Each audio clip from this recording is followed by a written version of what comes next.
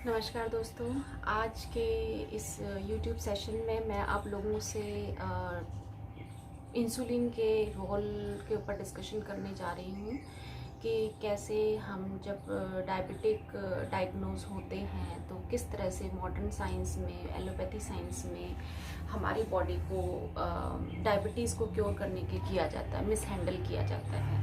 जबकि हमें जब तक ये नहीं पता होगा कि हमारी बॉडी के अंदर ग्लूकोज लेवल राइज होने का रीज़न क्या है और हमें बेसिकली ग्लूकोज को डाउन नहीं करना है, हमें इंसुलिन के ऊपर फोकस करना है। तो सबसे पहले हमें इंसुलिन का रोल क्या है और इंसुलिन क्या फंक्शंस हमारी बॉडी में परफॉर्म करता है, अगर ये हमें पता होगा तो हम काफ़ी बेहतर तरीके से डायबिटीज़ की बीमारी को समझ पाएंगे और उसको मैनेज कर पाएंगे और लाइफस्टाइल चेंजेस से और एक्सरसाइज और वर्कआउट्स वगैरह से और अपने डाइट के की हेल्प से हम अपने बॉडी को पूरी तरह से डायबिटीज़ फ्री कर पाएंगे। जैसा कि हम सभी जानते हैं कि डायबिटीज़ भी दो तरह की होती है, टाइप 1 डायबिटीज़ और टाइप 2 डायबिटीज़। टाइप 1 डायबिटीज़ उन लोगों को होती है जिनकी pancreas genetically there is a defect, वो पैनक्रियाज में एक डिफेक्ट होता है और जो उनकी जो पैनक्रियाज है वो इंसुलिन सिक्रीट नहीं करती है। तो इस तरह के पेशेंट्स को ये बाय बर्थ एक जेनेटिक डिसऑर्डर होता है और ये जो प्रॉब्लम है, इस प्रॉब्लम में एक्सटर्नल फॉर्म में इंसुलिन लेना ही लेना पड़ता है, क्योंकि आपकी जो पैनक्रियाज है वो इंसुलिन नेचुरली नहीं बना रही है। तो बॉडी को एक सपोर्ट के तौर पे इंसुलिन प्रोवाइड करना पड़ता है। अब इंसुलिन का जो फंक्शन आप लोगों को मैं अपनी पिछली वीडियो में भी बता चुकी हूँ, वो अभी भी इस वीडियो में भी मैं थोड़ा सा इलेबोरेट करूँगी। दूसरे टाइप की जो डायबिटीज़ है वो है type 2 diabetes. Type 2 diabetes basically जो लोग ओबीज होते हैं, मोटे होते हैं, मोटापे की वजह से, या जिन जो कि हाई कार्बोहाइड्रेट या फ्राइड और जंक फूड खाते हैं, प्रोसेस्ड फूड खाते हैं, मोस्टली उन लोगों में टाइप 2 डायबिटीज़ है वो डायग्नोज होती है। अब टाइप 2 डायबिटीज़ का होने का जो रीज़न है वो रीज़न है आप मोटे हैं, ठीक है। आप ऑब्जर्व करें क्या क्या आपके पेट के अराउंड फैट ज़्यादा तो डिपॉजिट नहीं हो गया है। अगर आपके बेली के अराउंड ज़्यादा फैट डिपॉजिटेड है, और एक इंडिकेटर आप कैसे पता कर सकते हैं कि आपको टाइप 2 डायबिटीज़ होने की प्रोबेबिलिटी है, आपका बीपी फ्लक्चुएट हो रहा है, हाई बीपी, हाइपरटेंशन के आप पेशेंट हो गए हैं तो आप हाई बीपी की दवाइयाँ ले रहे हो। हालांकि आपका ग्लूकोज टेस्ट जब हम कराते हैं तो वो ग्लूकोज टेस्ट नॉर्मल आता है, उसके बावजूद भी आपका बीपी अगर हाई रहता है तो there is a need to introspect. आपको ज़रूरत है ध्यान देने की कि हाई बीपी होने के पीछे कारण क्या है। तो उसका एक कारण इंसुलिन हो सकता है। दूसरा, अगर आपके गर्दन के आसपास मसे आने शुरू हो गए हैं, गर्दन पे, नेक और यहाँ गर्दन के साइड में, सामने, फेस पे और आपके बैक पे, चेस्ट पे, अगर आपके स्किन टैग्स यानी कि मसे बनने शुरू हो गए हैं तो वो भी एक इंडिकेटर है कि आपकी बॉडी में इंसुलिन हार्मोन है वो गड़बड़ है, उसका जो रेजिस्टेंस है वो क्रिएट हो चुका है। तो और इसके अलावा आपके अंडर आर्म्स की स्किन है वो डार्क हो जाएगी, आपके गर्दन की स्किन डार्क हो जाएगी, और जहाँ आपकी कोहनियों की स्किन डार्क हो जाएगी, जहाँ भी आपके स्किन फोल्ड्स हैं वहाँ स्किन फोल्ड्स में एक्स्ट्रा मेलेटोनिन हार्मोन है वो सिक्रीट होना शुरू हो जाएगा। वो जो पोर्शन है वो बाकी स्किन के कॉम्प्लेक्शन से उसका कॉम्प्लेक्शन है वो डार्कर साइड पे हो जाएगा। आपको dark circles, prominently dark circles अगर आपको दिखाई दे रहे हैं तो इस तरह के सिम्टम्स हैं जिसमें आप पता कर सकते हैं कि हाँ, आपकी बॉडी में इंसुलिन रेजिस्टेंस डेवलप हो चुका है। हो सकता है अभी आपको आपके ब्लड टेस्ट में ग्लूकोज हाई ना मिले, लेकिन लॉन्ग रन में 4-5-7-8 सालों में आपको लाजमी है कि आपको ज़रूरी है कि आपको लॉन्ग रन में डायबिटीज़ भी डायग्नोज होने वाली है। तो अब हमें समझना ये है कि हम ये जो इंसुलिन है वो करता क्या है। इंसुलिन एक हार्मोन है जो हमारी बॉडी में एक ऑर्गन है पैनक्रियाज, वो सिक्रीट करता है। तो जब भी हम कोई भी खाना खाते हैं, खाना हम क्यों खाते हैं? ताकि हमारी बॉडी को एनर्जी मिल सके, हमारी बॉडी का फ्यूल है खाना। तो खाना जब हम खाते हैं तो जो खाने में हमारे कार्बोहाइड्रेट्स हैं, जो भी हमने एक मील लिया है उस मील से कार्बोहाइड्रेट्स को ग्लूकोज में, हमारा जो लीवर है वो उसको ग्लूकोज में कन्वर्ट करता है और उसके बाद वो ब्लड स्ट्रीम के अंदर जाता है। अब ब्लड स्ट्रीम में वो सर्कुलेट होता है और वहाँ से बॉडी के हर सेल को उस ग्लूकोज की सप्लाई मिलती है। लेकिन ग्लूकोज सेल्स में एंटर एक गेट कीपर की हेल्प से कर सकता है, जो कि वो गेट कीपर कौन है, वो इंसुलिन है। तो अगर इंसुलिन परमिट होगा, इंसुलिन की सप्लाई अगर आपके ब्लड स्ट्रीम में होगी, तो वो सेल्स के अराउंड इंसुलिन रिसेप्टर्स होते हैं, तो उन रिसेप्टर्स से इंसुलिन कैप्चर होगी, वो उन गेट्स को खोलेगा, सेल्स के गेट को खोलेगा, और जैसे ही गेट ओपन होगा सेल का, आपका जो ग्लूकोज ब्लड में था वो आपके सेल में एंटर होगा और वो जो ग्लूकोज है वो कन्वर्ट होना शुरू हो जाएगा एनर्जी में, ग्लाइकोजन में कन्वर्ट होगा, और वहाँ पे वो ग्लाइकोजन की फॉर्म में, एनर्जी की फॉर्म में, वो जितना हमारी करंट कंजम्पशन अब कंज्यूम हो जाएगी एनर्जी, और जो एनर्जी हमारी अभी कंज्यूम नहीं हो रही है वो ग्लाइकोजन की फॉर्म में सेल्स में स्टोर हो जाएगी। अब जब हम जंक फूड खाते हैं, अनहेल्दी खाते हैं, ओवर ईटिंग करते हैं या हाई कार्बोहाइड्रेट डाइट लेते हैं, तो होता क्या है कि हमारी बॉडी को एक्सेस में कार्बोहाइड्रेट सप्लाई हो रहे हैं। ठीक है, हम बार बार खा रहे हैं विदाउट कोई टाइम बाउंडेशंस हम खा रहे हैं, तो हमारे एक्सेस में जब हम कार्बोहाइड्रेट सप्लाई करते हैं तो एक्सेस ग्लूकोज होगी। जब ग्लूकोज का एक्सेस होगा तो हमारी पैनक्रियाज, जैसे ग्लूकोज का लेवल बढ़ेगा, पैनक्रियाज भी इंसुलिन के लेवल को इंक्रीज कर देगी, ताकि वो जो ग्लूकोज है वो अंदर सेल्स के अंदर, हमारी फैट सेल्स के अंदर, हमारे मसल सेल्स के अंदर, हमारी बॉडी के अदर सेल्स के अंदर वो एंटर कर सके और ग्लाइकोजन में कन्वर्ट हो सके और एनर्जी में कन्वर्ट हो सके। अब सेल्स की एक अपनी कैपेसिटी है, उस कैपेसिटी के बियॉन्ड वो अपने साइज को इंक्रीज नहीं कर सकते।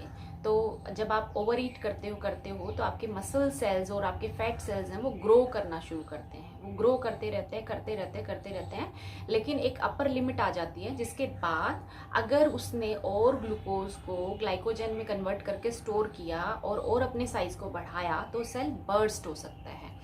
अब यहाँ रोल आता है बॉडी के अपने डिफेंस मैकेनिज्म का। बॉडी का डिफेंस मैकेनिज्म इतना परफेक्टली डिजाइंड है कि वो अपने सेल्स को डैमेज होने से बचाने के लिए कुछ ऐसे हार्मोन्स और कुछ ऐसे सिक्रीशंस निकालती है जिससे बॉडी में इन्फ्लेमेशन होनी शुरू जाती है, और साथ में इंसुलिन रिसेप्टर्स को ब्लॉक करना शुरू कर देती है, ताकि जो भी इंसुलिन आपकी पैनक्रियाज आपके ब्लड में छोड़ रही है वो रिसेप्टर्स उस इंसुलिन के कॉरस्पॉन्डिंगली रिस्पॉन्स करना बंद कर देंगे, और रिस्पॉन्स करना बंद करेंगे, कम करना कर देंगे, तो उससे क्या होगा, ग्लूकोज की जो कंजम्पशन है सेल्स में कम हो जाएगी, ग्लूकोज की जो एंट्री है वो सेल्स में कम हो जाएगी, और आपके ब्लड के अंदर ग्लूकोज का लेवल बढ़ जाएगा।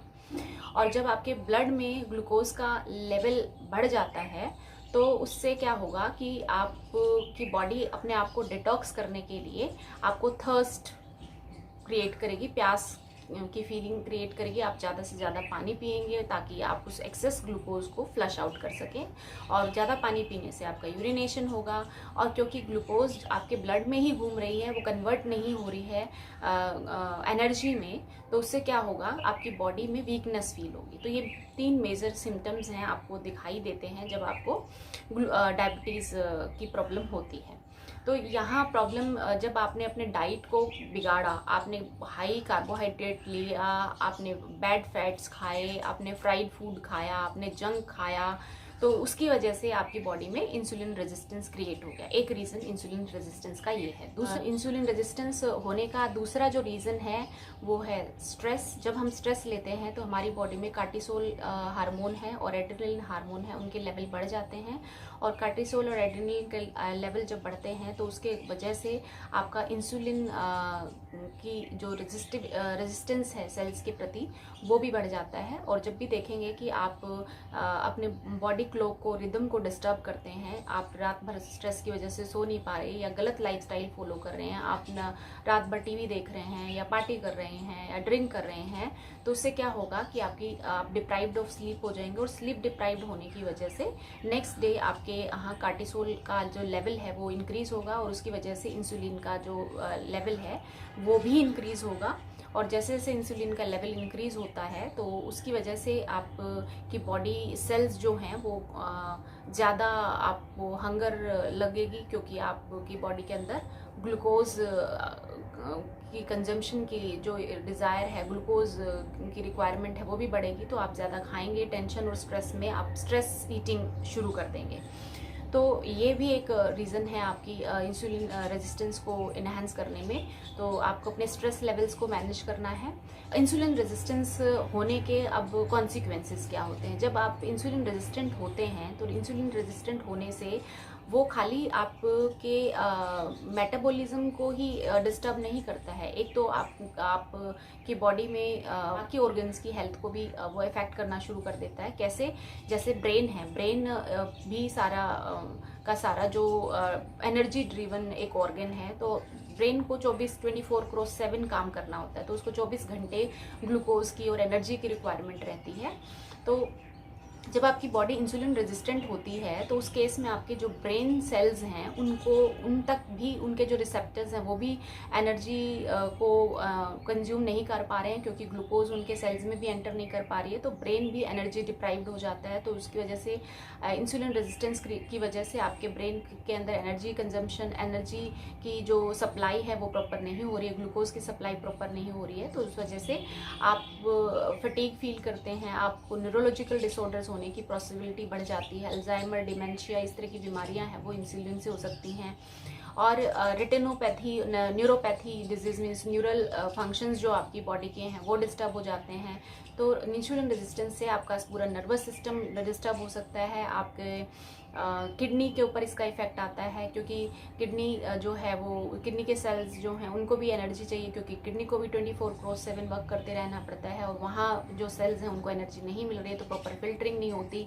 तो डायबिटीज़ की वजह से आपकी किडनी के फंक्शनिंग इफेक्ट हो सकती है, आपकी हार्ट की हेल्थ इफेक्ट हो सकती है, बिकॉज हार्ट भी प्रॉपर जो फंक्शनिंग है वो नहीं कर पाता है। और जिस वजह से हार्ट सेल्स में एनर्जी सप्लाई प्रॉपर नहीं मिलती, एनर्जी सप्लाई ना मिलने की वजह से वहाँ इन्फ्लेमेशन हो सकती है, वहाँ ट्राइग्लिसराइड्स के लेवल बढ़ जाएंगे, तो आपका जो हार्ट हेल्थ है वो डिस्टर्ब हो जाएगा। तो ये जो इंसुलिन है, इंसुलिन आपके हर ऑर्गन को इफेक्ट करेगा, खाली ये मस्कुलर सेल्स के ऊपर ही इफेक्ट नहीं डालेगा, ये बाकी ऑर्गन्स के, नेबरिंग ऑर्गन्स के सेल्स पे भी इफेक्ट करेगा और आपकी ओवरऑल बॉडी हेल्थ है वो डिटेरियोरेट हो जाएगी। तो अगर आपको अपनी बॉडी के अंदर इंसुलिन रेजिस्टेंस को क्योर करना है, इंसुलिन रेजिस्टेंस को ठीक करना है, तो आप अपनी बॉडी को ऑब्जर्व करें, आप देखें, सिम्टम्स चेक करें, खाली ग्लूकोज के लेवल पे ही रिलाई ना करें। हो सकता है कि अभी आपकी बॉडी में ग्लूकोज का जो लेवल है वो नॉर्मल दिखा रहा हो, लेकिन उसके बावजूद आपको बीपी है। तो आप ध्यान दें कि आपका जो बीपी जो है वो ट्रिगर क्यों हो रहा है। अगर बीपी ट्रिगर हो रहा है और ग्लूकोज नॉर्मल है तो आपको ज़रूरत है आपको अपने लाइफस्टाइल को तुरंत और हल करने की, अपने डाइट को पूरा चेंज करने की, क्योंकि यही एक राइट टाइम है जहां आप रिवर्सल कर सकते हैं। आप देखें कि आपकी स्किन पे कहीं मस्से तो नहीं आ गए हैं, आपकी स्किन का डिकलरेशन तो नहीं हो रहा है फोल्ड्स पे, स्किन फोल्ड्स पे। तो इन सिम्टम्स को आप जान के, पहचान के आप पता कर सकते हैं आपकी बॉडी इंसुलिन रेजिस्टेंस हो गई है। अब क्वेश्चन आता है कि इस इंसुलिन रेजिस्टेंस को ठीक कैसे किया जाए। इंसुलिन रेजिस्टेंस को ठीक करने के लिए सबसे जो इफ़ेक्टिव और बेहतरीन तरीका है कि आप अपनी डाइट के अंदर कार्बोहाइड्रेट्स की अमाउंट को कम कर दें। आप प्रॉपर प्रोपोर्शनेटली गुड अमाउंट में फैट प्रोटीन कंज्यूम करें और हेल्दी फैट आप अपनी डाइट में इंक्लूड करें। फैट इज़ कभी भी आपको मोटापा नहीं देगा अगर आपने हेल्दी फैट्स लिए हैं। हेल्दी फैट में आप घी ले सकते हो, आप कोकोनट ऑयल ले सकते हो, आप फाइबर रिच फैट में आप जैसे एवोकाडो ले सकते हो, आप ऑलिव ऑयल का यूज़ कर सकते हो।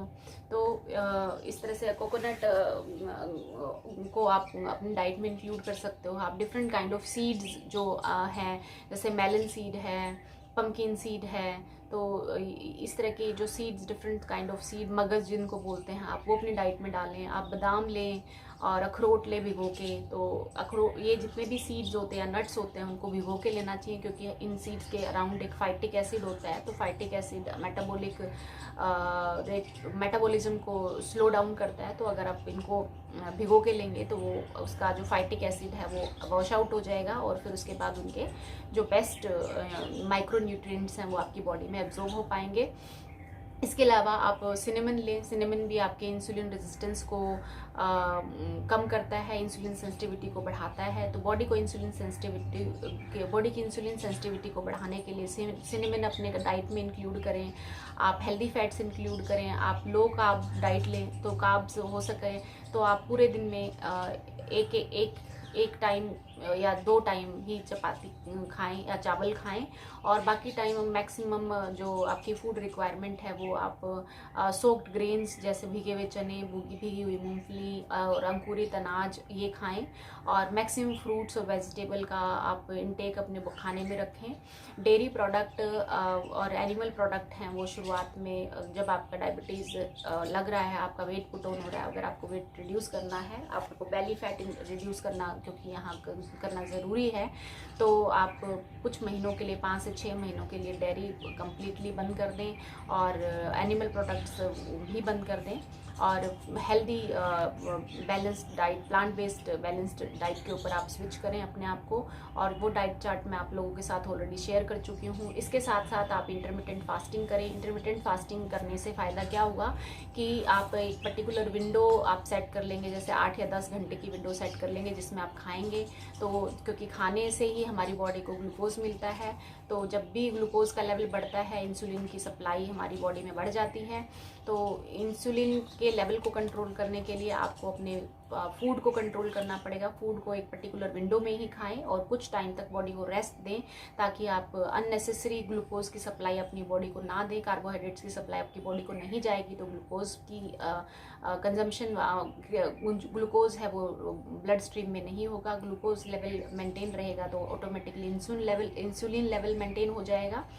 और 16 घंटे एटलीस्ट आपकी बॉडी को जब रेस्ट मिलेगा जिसमें आप नहीं खा रहे हैं, तो ग्लूकोज और इंसुलिन लेवल आपके स्टेबल होंगे और आपकी बॉडी के अंदर बेहतर तरीके से इंसुलिन और ग्लूकोज का कंजम्पशन होगा। जब आप खाना नहीं खा रहे हैं इंटरमिटेंट फास्टिंग में 16 घंटे या 14 घंटे, तो उस टाइम पे जो आपके फैट सेल्स के अंदर या मस्कुलर सेल्स के अंदर जो ग्लूकोज ग्लाइकोजन की फॉर्म में स्टोर्ड है, वो ब्रेक होके एनर्जी में कन्वर्ट होगी। तो बॉडी अपने अंदर स्टोर्ड एनर्जी को यूज़ कर पाएगा और इस तरह से आपका ऑटोमेटिकली वेट लॉस होगा।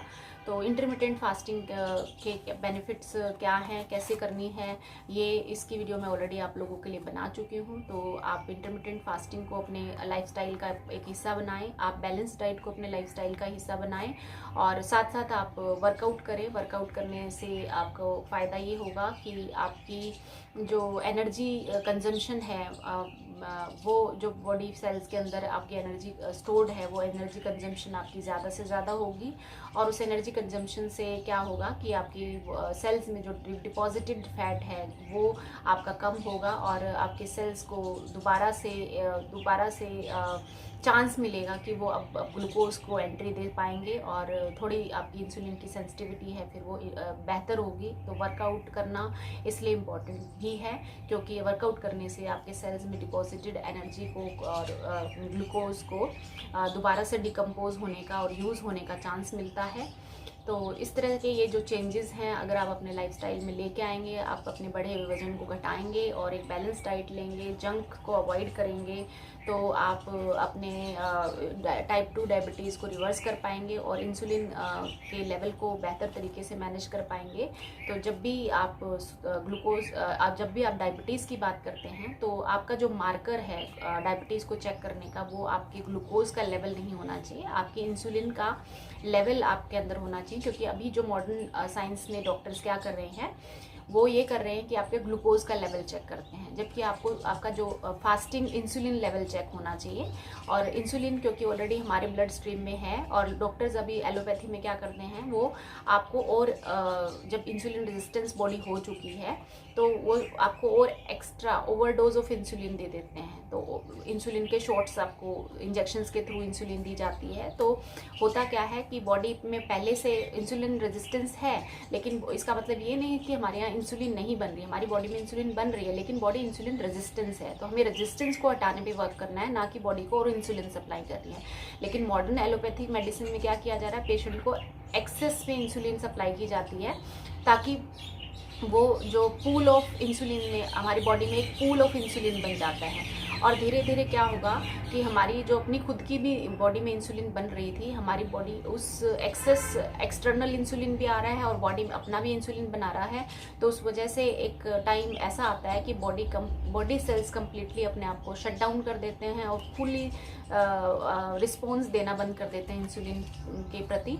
और उस स्टेज पे फिर क्या होता है कि आप लास्ट जो डायबिटीज़ का जो लास्ट स्टेज माना जाता है, तो आप ये देखिए मॉडर्न साइंस में अगर टाइप 2 डायबिटीज़ को इंसुलिन इंजेक्शंस के हेल्प से क्योर किया जाएगा तो 100% श्योरिटी है कि अगले 10 से 15 सालों में आपकी किसी न किसी और ऑर्गन फेलियर की वजह से आपकी डेथ होगी, या तो हाई बीपी से, या किडनी फेलियर से, या किसी और रीज़न से आपकी डेथ होने की प्रोबेबिलिटी है वो बढ़ जाएगी। तो आप ठीक होने की बजाय और ज़्यादा से ज़्यादा बीमार होते चले जाएंगे अगर आपने वक्त रहते अपने इंसुलिन रेजिस्टेंस को क्योर नहीं किया तो इसलिए ये बहुत ज़रूरी है।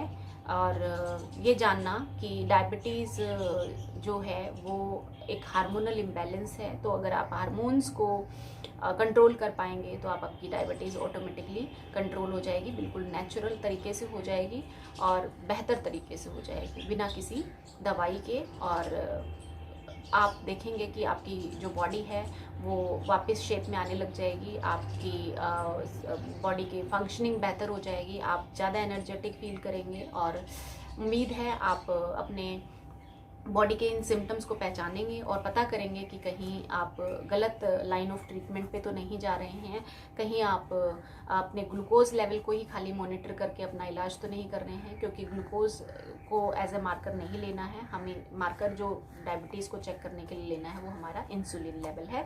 तो अगर हम इंसुलिन को बेहतर तरीके से अपने ब्लड स्ट्रीम में मैनेज कर पाए तो ऑटोमेटिकली हमारी डायबिटीज़ क्योर हो जाएगी।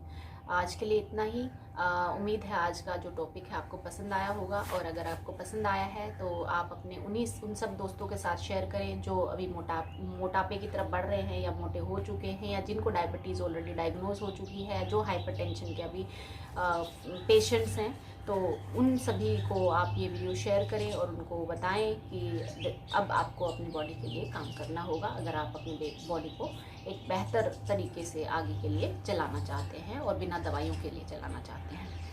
तो आज के लिए इतना ही। अगले किसी और नए टॉपिक के साथ मैं आप लोगों से मिलूँगी। उम्मीद है आज का ये टॉपिक आपको पसंद आया होगा, और अगर आपको पसंद आया है तो इसको लाइक करें, शेयर करें, और चैनल नए हैं तो सब्सक्राइब करें। Thank you.